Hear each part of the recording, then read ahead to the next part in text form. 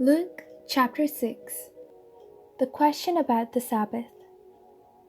One Sabbath, while Jesus was going through the grain fields, his disciples plucked some heads of grain, rubbed them in their hands, and ate them.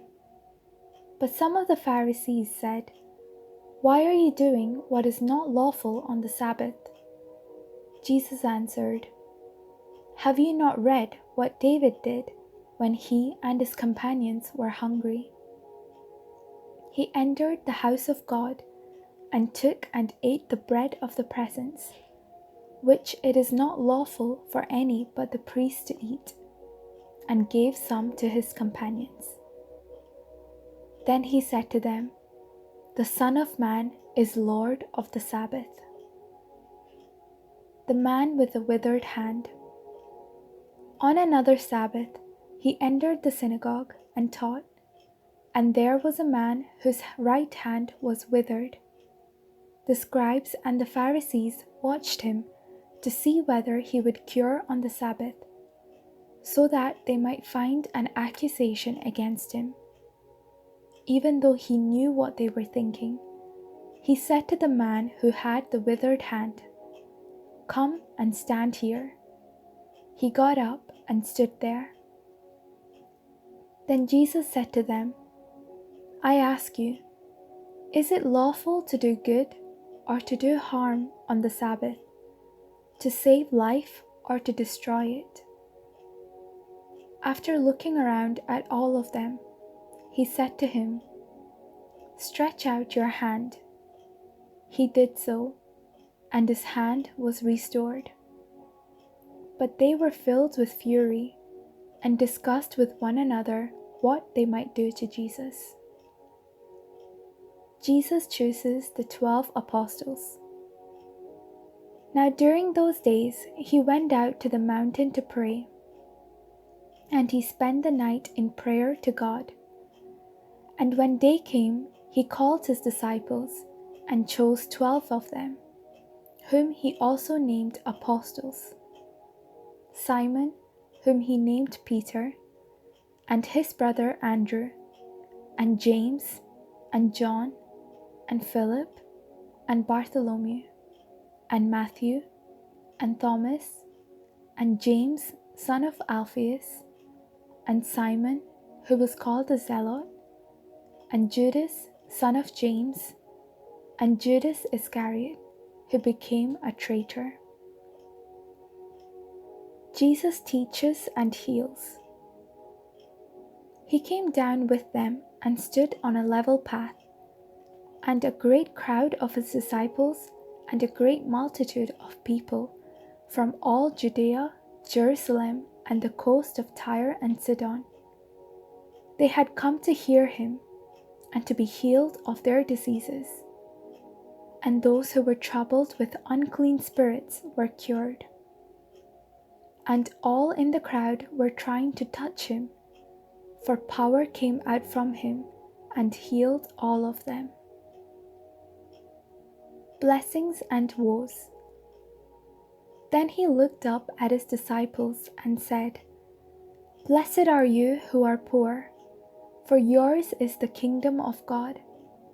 Blessed are you who are hungry now, for you will be filled. Blessed are you who weep now, for you will laugh.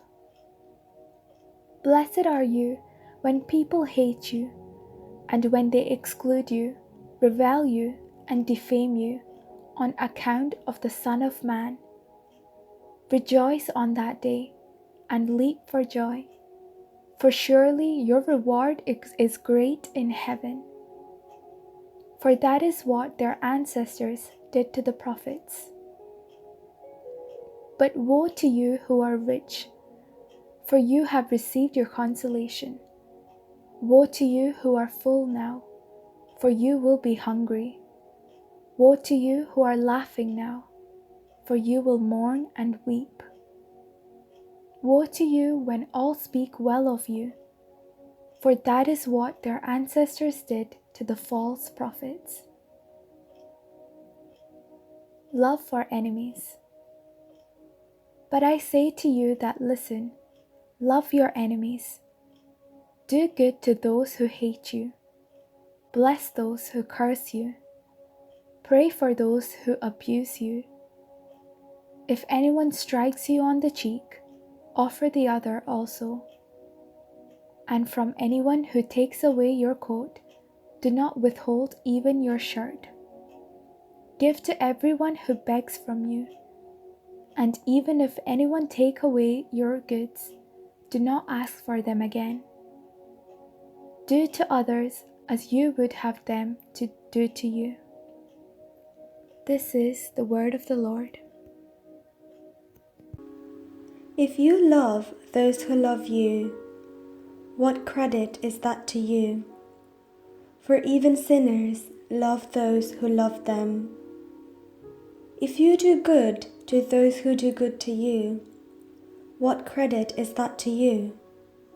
For even sinners do the same. If you lend to those from whom you hope to receive, what credit is that to you? Even sinners lend to sinners to receive as much gain. But love your enemies, do good and lend, expecting nothing in return. Your reward will be great, and you will be children of the Most High, for He is kind to the ungrateful and the wicked. Be merciful, just as your Father is merciful. Do not judge, and you will not be judged. Do not condemn, and you will not be condemned. Forgive, and you will be forgiven. Give, and it will be given to you. A good measure, pressed down, shaken together, running over, will be put into your lap. For the measure you give will be the measure you get back. He also told them a parable. Can a blind person guide a blind person? Will not both fall into a pit? A disciple is not above the teacher, but everyone who is fully qualified will be like the teacher.